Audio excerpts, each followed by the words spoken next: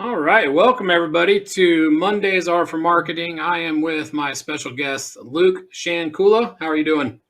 I'm doing well. How you doing, man?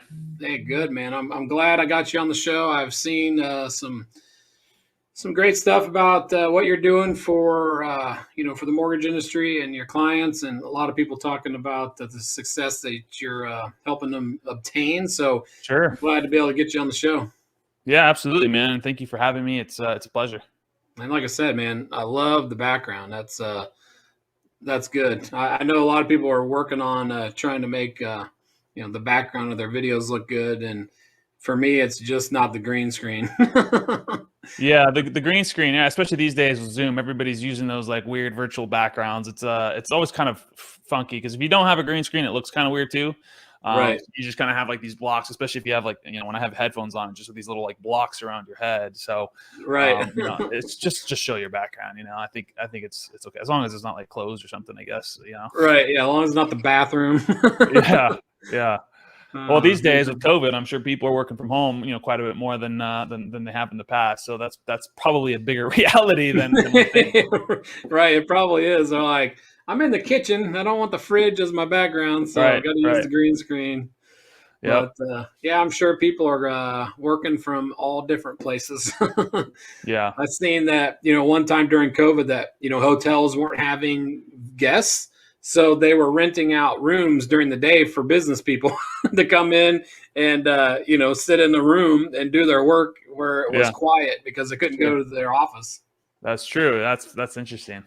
So thought that was kind of that's adapting right there. You ain't selling Brilliant. rooms. So, hey, I'll offer a room to daytime people that need to come in and pay 20, $30 and at least, earn some revenue. Yeah, yeah. At least cover your overhead, at least part of your overhead, right? Right. All right, man. Well, like I said, we like to dive into marketing here on Mondays Are for Marketing, obviously, and you're doing a great job with lead generation, things like that for the industry. So, tell us a little bit about what you do and what the company is you work with.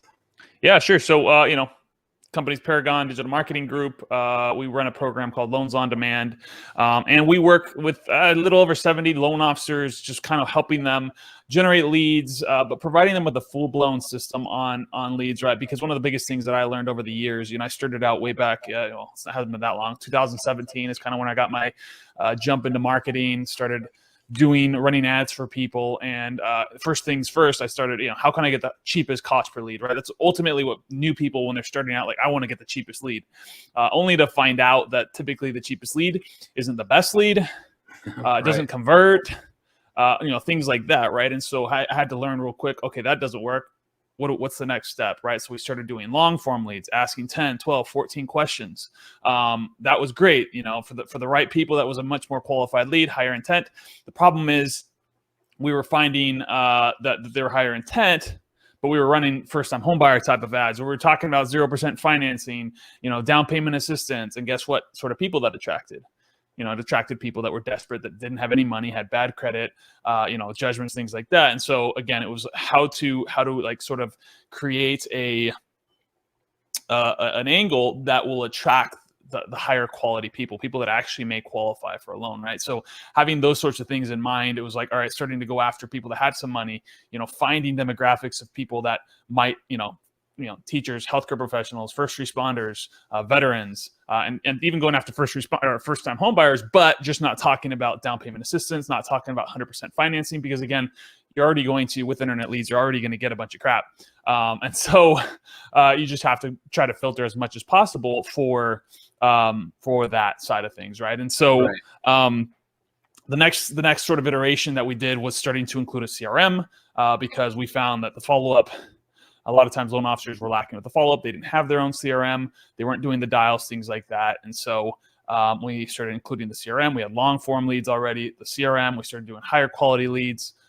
And then we created I created basically a training portal for our loan officers to go through once they onboarded. But the problem was they weren't going through it. We have all this training, scripts, sales training, how to use the CRM, all those things, and they weren't going through it. So the latest iteration has just really been accountability, holding people accountable, forcing them to go through the training before we launch, having different things in place to make sure that we can hold them accountable to the things that they want to accomplish, right? Because over the years, I've learned what is required to convert an internet lead is being a persistent professional, right? And Right. You have to be able to follow up. And the reality also is your perfect prospects require persistent professionals, because the people that have money, the people that have down payment, the people that have good credit, those people are not going to be the easiest people to reach. You're not going to pick up the phone on the very first time you call them. I mean, think about yourself, right? Like, do you pick up the phone every time unknown number calls you? Right. No. and loan officers may, because they're loan officers and they're salespeople, so sometimes they have to pick up the phone all the time. But Right. the reality is most average people are not picking up the phone. So there's ways to follow up. Because most people think it's your extended warranty plan again and again Right. and again. Right. Right. Calling you over and over. So yeah, it might take 2 or 3 times that you see the number again and be like, they left a message last time. Let me check and see what this is all about. Right. The old adage is there's no such thing as a bad lead, just a bad salesperson. But I don't think that's true necessarily in this business, Right. because there's just too much. Like you said, there's too many people that are just filling out 2 or 3 questions to get their information about how to get no down payment loan, and like you said, maybe have bad credit, and that's why they're looking that way. So the key is to get what you want to say, quality over quantity, right? I mean, you want to get real good leads that lead somewhere, and if you don't have the right system in place, the best lead is going to be a waste if you don't know how to follow up and how to put it into a CRM. And if you don't know how to manage all that, all the leads in the world are going to be worthless to you if you don't know how to handle them. Yeah, 100%. That's one of the biggest things that I've learned over the last 3.5 years. You just listening to loan officers, they a lot of times say, "Hey, I've been burned by marketing agencies," and sometimes you'll say, "Okay, maybe that's truth," but sometimes it's like, "Okay, well, you've worked with 6 different agencies. Who's the common denominator in this equation, right? Like, Right. Zillow didn't work for you, but clearly Zillow works, right? Like, not to say that they're a great company to give your money to because they're just trying to take over the industry, but from my understanding, speaking with loan officers, mortgage brokers, lenders that buy Zillow leads that have great success, like those are some of the best leads out there, the highest intent, highest quality leads that you can find. And so, it's just interesting when you hear that sort of equation, and it's tough, right? Like, internet leads are not for everyone. That's just the reality. If you're very referral based, it's a very different type of sale as well, right? Because the other thing with referrals is you've borrowed trust, right? So whoever's referring that deal to you, you're borrowing that trust, and so you're not having to build this know, like, and trust around them. They already have some of that because someone they trust referred you to them, right? And so you're not having to get beyond this. And someone on the internet, it's like they scroll in for cat memes, right, on Facebook, and all of a sudden they see an ad, they put in their information, and the next thing they know, someone's calling them. Right. And so you have to get past brush off objections. You have to get past, the fear response that happens when a prospect picks up the phone. Yeah. Cause I think a lot of people put their information in online and they probably regret it. You know what I mean? They're like, oh crap, why did I do that? What if this is a scam? Right. What if these people are out to get me? This day and age, everybody's like cautious about that. So, they're not real receptive. They're like, oh, I've been waiting for you to call me, Luke. I want to get a mortgage. How can you help me? Well, it depends. They're not that receptive. Agree. There's going to be a variation of those as well. But I find that with higher intent, like if you're doing longer form, like they're expecting a call at some point. Right. You are obviously there's going to be a percentage that you're not going to get in contact with. That's again the reality of internet leads. If you think you get 100 leads, you're going to talk to 100 people. That's just not the reality, right? Like talking with call centers, people like that, like they're looking for 40 to 60% contact rates, and they're happy with that. So what do you think people, what's the response time you think? I mean, if I put my name in on the internet and you call me 2 minutes after I hit enter, that's maybe a little weird for me as a consumer. So, 20 minutes, 10 minutes, what do you suggest to the people out there? If you're getting a lead, how long should you wait to call it, or when should you call it? If it comes in, you call it. 60 seconds, 30 seconds. The sooner you call it, the better. I know it sounds weird, but it's generally the opposite, right? You actually engender trust because they put their information in and you're calling them right away. Versus there's been studies that have shown, if you haven't read the book, The Conversion Code, it's an amazing book kind of about this concept of, converting leads. And I think the later in this century that we get, the more into the internet age that we get, the more savvy consumers are getting and the more advertisements they're seeing. And so you wait 20 minutes, 30 minutes, an hour, they're way past their high of, oh man, this looks like a really cool thing. This looks like a cool program. Let's see if we qualify for that. They've moved on to the next thing. They're off their break. They're at work. They're doing whatever. They've forgotten, and so the longer you wait, the lower chance. So calling within 5 minutes versus 30 minutes, there's 100 times greater chance of getting a hold of them within 5 minutes than within 30 minutes. Yeah, right. That makes sense because people aren't, if they're at work on break or on lunch, they're not going to put in their information and say, call me, and then turn around and go right back to work. They're probably got 5 or 10 minutes there waiting for you to, you to call them. We definitely see people that are, that they'll do that sometimes. They'll be at work and, I can't answer right now, whatever. But that's what's cool is that you can then schedule another call. You can text them, whatever, right? And texting as well is huge, especially in this day and age. People just want to text. So using short sort of conversational texts work very well to start conversations, to book appointments. But again, text messaging is not the medium for the sales, right? That's the medium to start a conversation and to get them to where you want to be, which is a conversation, right? You need to get them to a conversation because that's when you can walk through your process, tell them, do they qualify, whatever, ask them the questions, take the application, all those sorts of things. So long form leads, quick response. What comes next? What should people be doing with these leads after that? Yeah, and so I think this is where a lot of people go wrong as well. Is what we typically recommend is taking the application over the phone. A lot of times people are they'll send a link. They'll talk to them for a little bit. They'll send a link.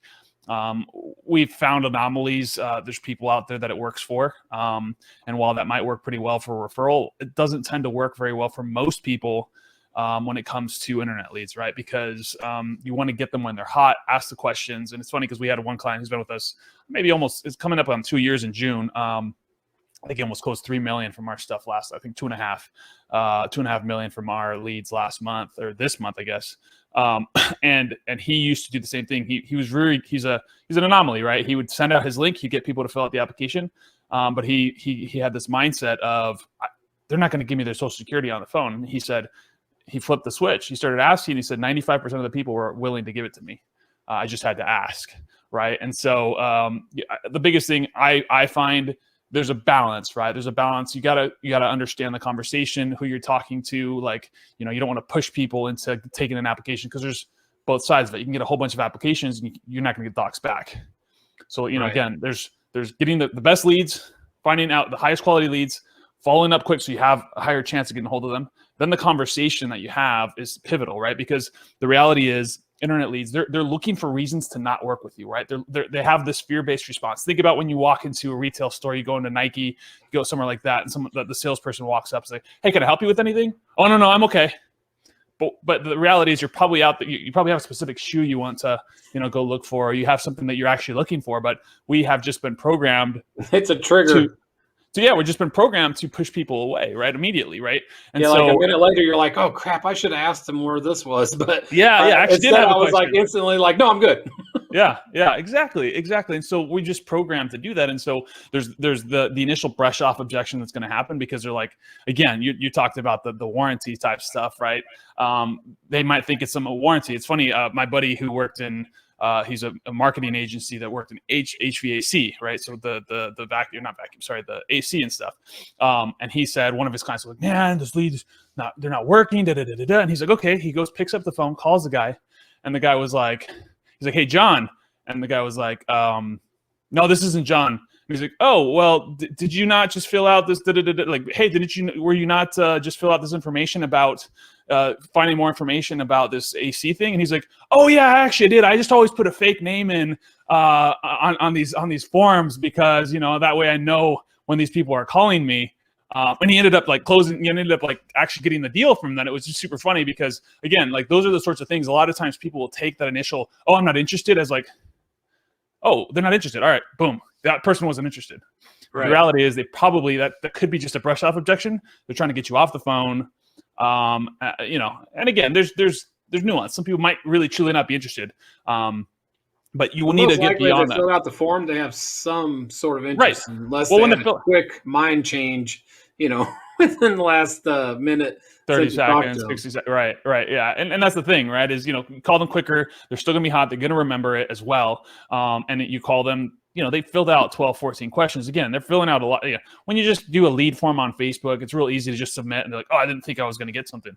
But when you're legitimately putting in 12, 14 pieces of information, there's some intent. There's some intent there. You filtered out people that are, you know, again, there's still going to be tire kickers. I'm not going to say that we've figured out a way to generate internet leads without any tire kickers, because that's just, you know, that's just not true. That's going to happen. That's going to happen. It's finding the gold in the pile of crap, pretty much. Right. You know. So let's talk about calling them. So is it, you know, whether the people listening now are a one-man operation or a 20-person team, if you are the LO, should you be the one calling them rather than having somebody on your team or somebody that you hire to follow up with the leads? What's your suggestion there? So I kind of talk about it this way. The best way to do it is if you can call them, great. Because the reality is you're probably going to convert at a much higher percentage than someone else. But that being said, especially right now, people are busy. You know, rates are low. They're doing a ton of volume, and it also depends on the person, right? If someone is already closing 15, 20 loans a month, 10 loans a month, the opportunity cost to call internet leads might not be as high as working with referrals, right? And so sometimes that'd be, you know, have a team member do that, have, you know, like an ISA service, right? So that's one of the things we offer now is we have an ISA service, because we found there's a lot of people, especially last year, that were like, we love your program, we just don't have the capacity to call these, so we're gonna, you know, stop for a little bit. And we've had a lot of those guys come back, but, you know, there's this, I was like, there's a gap here. Like, how do we fill this gap? The hardest part really of internet leads is the follow-up process, right? So we have the ISA service, but we do find, you know, we set appointments, maybe 50, 60%, sometimes 40% of those people show up, right? And so again, if you're on that call, you can take a live transfer, something like that, you're going to have a higher percentage of conversion, because again, time kills everything. And so the longer you wait to have that conversation, the less likely it is to happen, right? And so again, it's fine. Like if you can't do the calls and you have someone on your team that's doing them, great. But you also have to know, like, you need, I personally suggest, like I see a lot of times branch managers, they'll try to throw leads at their new people. And then the new people, of course, are going to say, oh, the leads suck. The leads aren't good. Right. You know what I mean? I'm like, why? Like, internet leads are like the hardest things to convert out of any type of leads, right? And so you're going to throw your newest people who don't even understand mortgage guidelines yet into the hardest type of sales job there's possible without any training.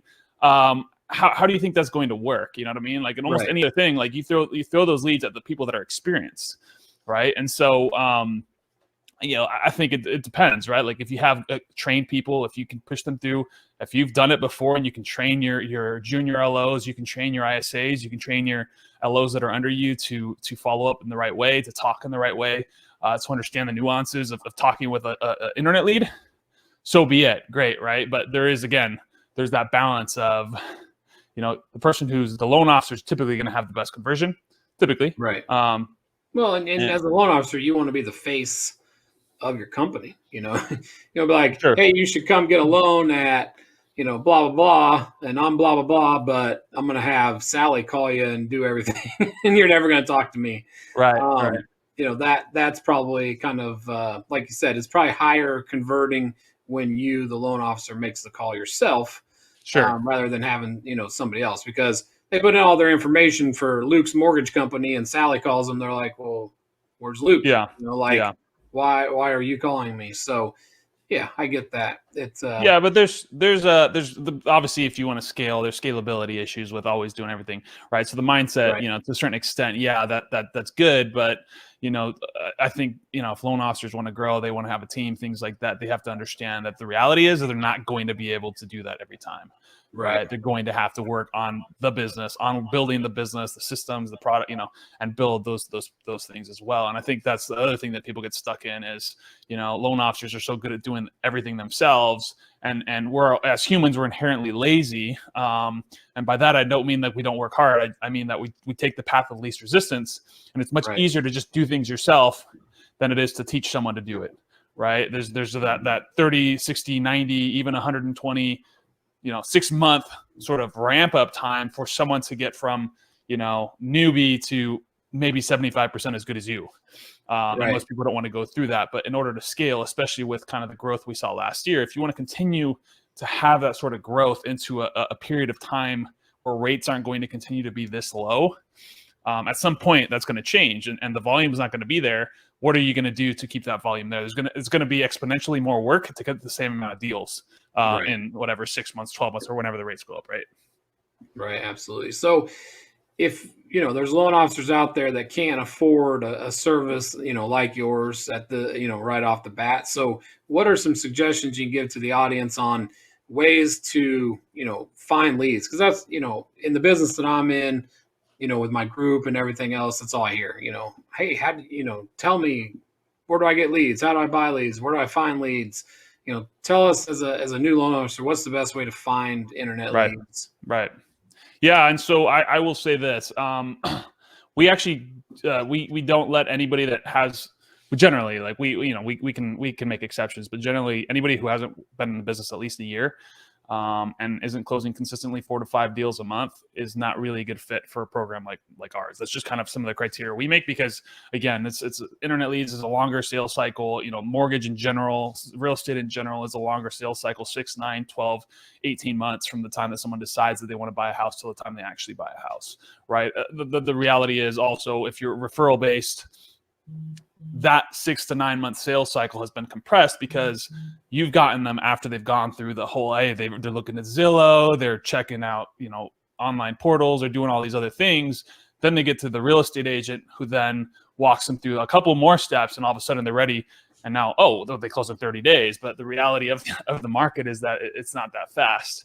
Right, So generally, I would say internet leads for a brand new person, unless like you have like huge amount of sales experience, maybe in a different industry, it's probably hard, right? Like, and I don't want to just go down to the do the things, make the calls, cold call, things like that. But honestly, that's some of the best ways to sort of grow, is to go meet some real estate agents, things like that. As far as like generating your own leads, obviously there's tons of YouTube videos, there's tons of good courses out there as well. They're going to cost you more than YouTube, but in my opinion, I'd rather pay to get a shortcut to learn how to run that stuff myself. So, if you're starting out, running them yourself could be a good thing until the opportunity cost doesn't make sense anymore, right? When you're closing too many deals and it's taking you so long to run the ads yourself. But let's talk about a way to generate free leads, right? And that's using organic marketing. For anybody, the one thing with organic marketing,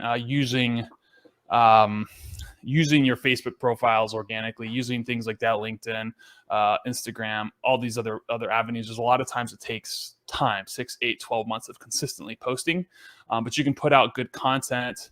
You could add real estate agents on Facebook, start putting out content about Facebook, talk about, closing deals, talk about telling stories about the deals that you've closed, telling stories about the deals you saved, how much you saved their money on that refinance. Things like that, talking about how you gave a lead back to one of your referral partners, anybody else looking for something like that. So organic marketing is a huge way to generate traffic or generate potential interest. Obviously, there's going to be people in your network that probably need a loan as well, right? Like people that you already know, like, and trust, or that already know, like, and trust you. right, And a lot of times people start like, where do I go? Where do I start? There's probably someone in your network that you can say, hey, I'm a loan officer, right? I'm a loan officer. Start talking about it a little bit. right. Put it on your Yeah, profile. all you got to do is, that's the key. I think a lot of people on social don't do is tell people what they do. Right. Like if you're talking to your neighbor, hey, what do you do? This is what I do. And then they'll be like, oh, my sister was just looking for a new, Right. house. So I'll introduce you guys. So Right. that's the easiest, cheapest form of marketing and lead generation is just telling people who you are and what you do. It And, is. you have friends on Facebook, you probably don't know what they do because they don't come out and tell you what they do. Yep. So that's Yep. important, I think. Get out there and tell people what's going on, what you do, who you are, how you can help them. And then, you may not get a direct deal from that person or somebody, but you'll get, some referrals from your network outside of their, into their network. Right, right, and I think that's the thing too. Is like I see so many times profiles of loan officers. And I'm like, how would anybody know that you're a loan officer by looking at your profile? Yeah, I I get guess friend not requests everybody's. all the time, and that's like it doesn't even say what they do. Yep. I'm like, why do you have a social presence if you?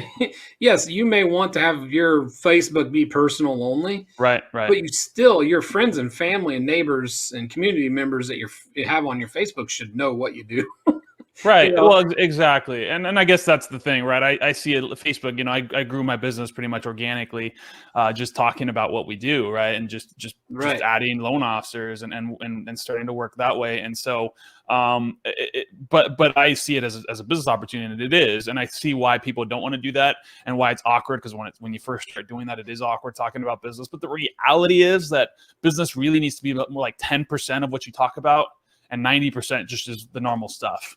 Talking right. about your day, talking about, just funny memes, things like that, because people are attracted to people that are humans. They're not attracted to someone that only talks about business all the time, right? You see realtors do this all the time. They constantly Right. just post their listings, right? And you see there's like crickets on the engagement, right? Because no one just wants to see listings all the time. You can sprinkle that in. Hey, we just got this house. Anybody looking for a house? But if that's all you post, you start to get drowned out by everything else, right? Yeah, if you're a real estate agent and you're talking about, how your house or the new backyard you put in, or things like that, something that's going to pique people's interest, and then you say, oh, by the way, there's a house just like mine for sale in our neighborhood. If you want information on it, let me know. That's easy. That's marketing without doing anything. Well, yeah, um, man. Absolutely. Well, it's funny, and I just had Jason Frazier on my podcast the other day, and he was talking about this thing. Like, you don't need to be talking about business all the time. And in fact, most of the content needs to not be business oriented.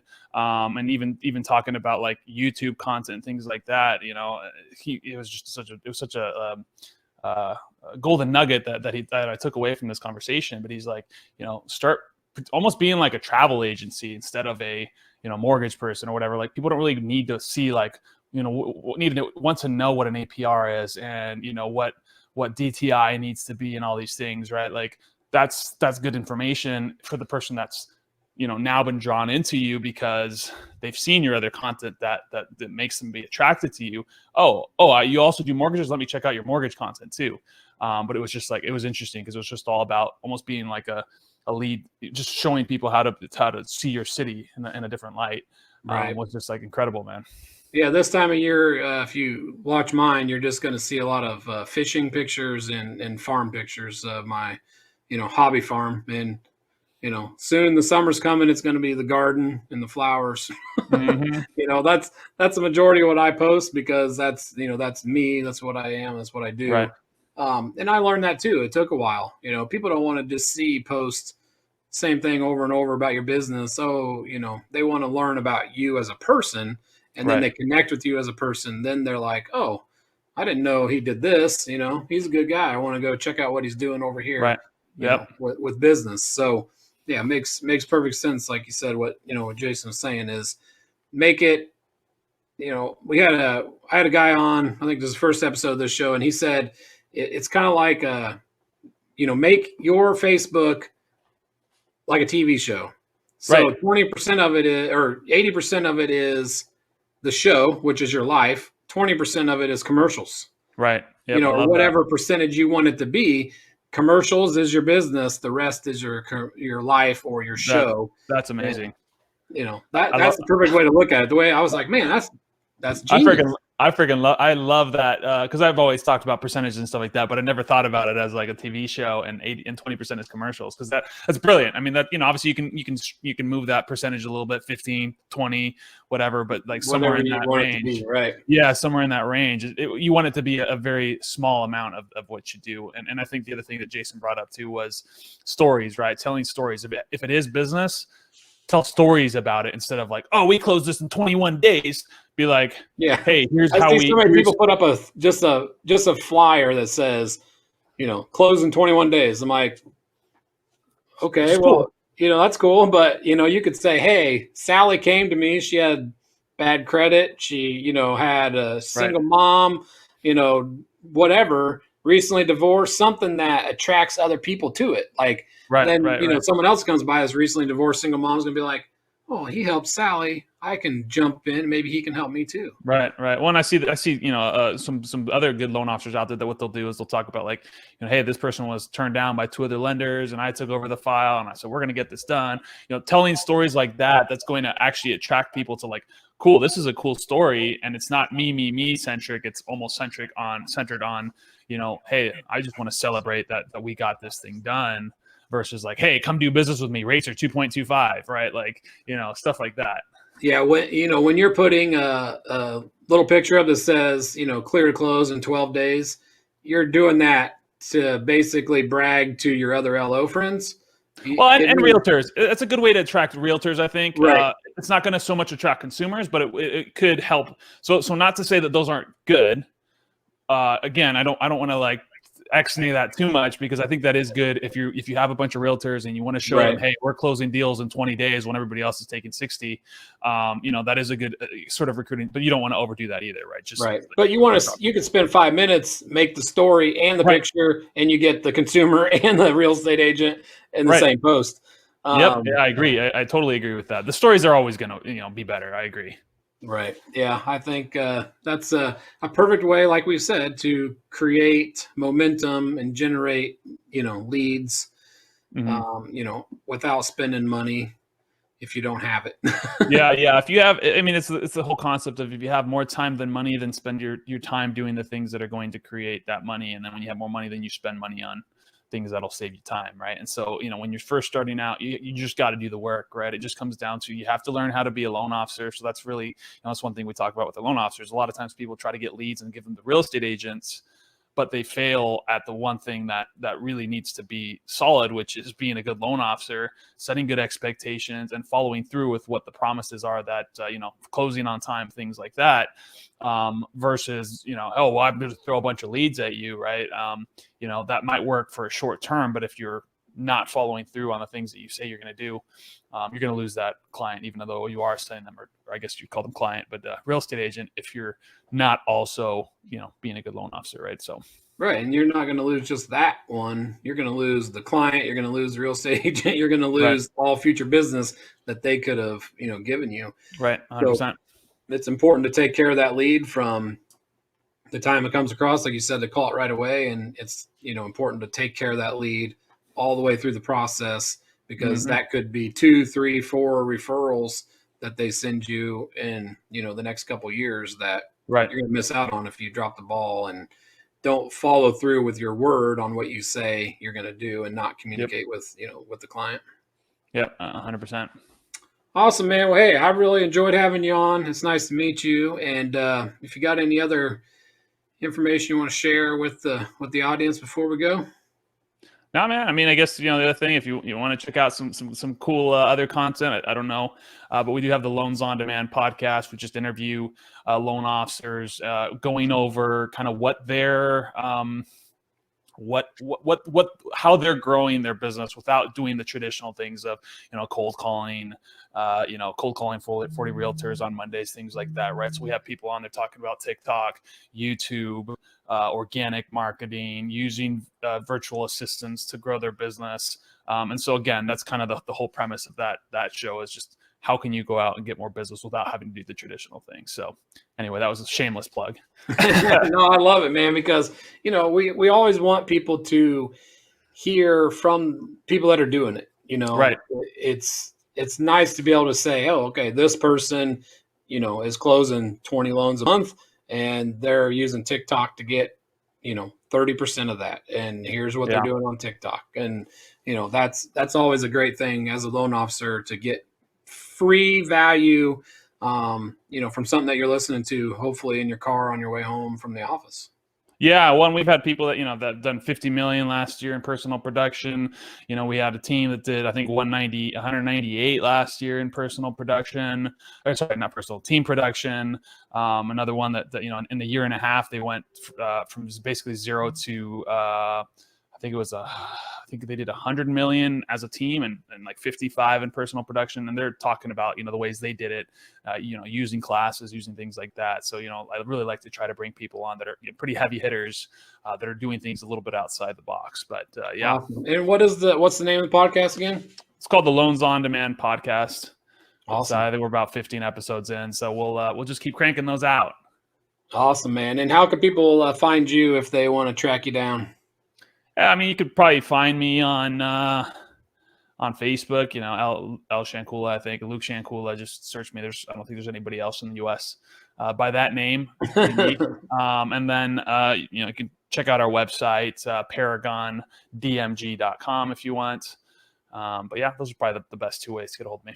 Awesome, man. Well, hey, I appreciate you joining us today. Awesome. Thank you so much for having me.